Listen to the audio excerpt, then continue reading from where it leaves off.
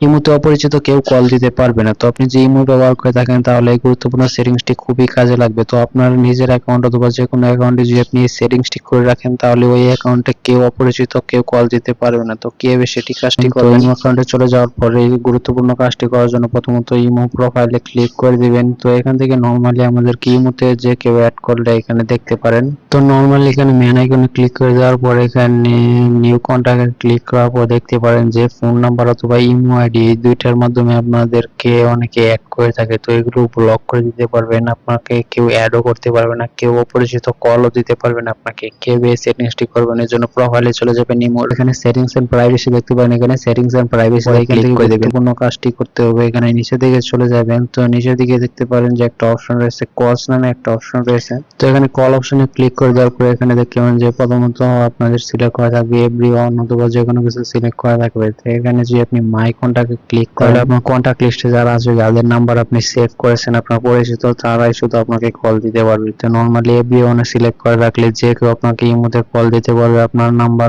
যে কোনো জায়গায় পেয়ে গেলে সেখান থেকে কল দিতে পারবে আপনার ইমো অ্যাকাউন্টে। নরমালি যে আপনি মাই কন্টাক্টে ক্লিক করেন তাহলে আপনার কন্টাক্ট লিস্টে আপনার পরিচিত যাদের নাম্বার আপনি সেভ করেছেন আপনার ফোনে তারাই শুধু আপনাকে কল দিতে পারবে। তো অবশ্যই মাই কন্টাক্টে সিলেক্ট করতে পারেন। এছাড়া যে আপনি চান কেউ আপনাকে ইমোতে কল না দেখ তাহলে নোবডিতে ক্লিক করে দিতে পারেন। তো আপনি যদি চান প্রয়োজনে আপনার পরিচিত কয়েকজনের কল দেখ তাহলে মানে মাই কন্টাক্টে ক্লিক করে কন্টাক্টে শুধু কল দিতে পারবে। তো এখন ব্যাগে চলে যাবেন।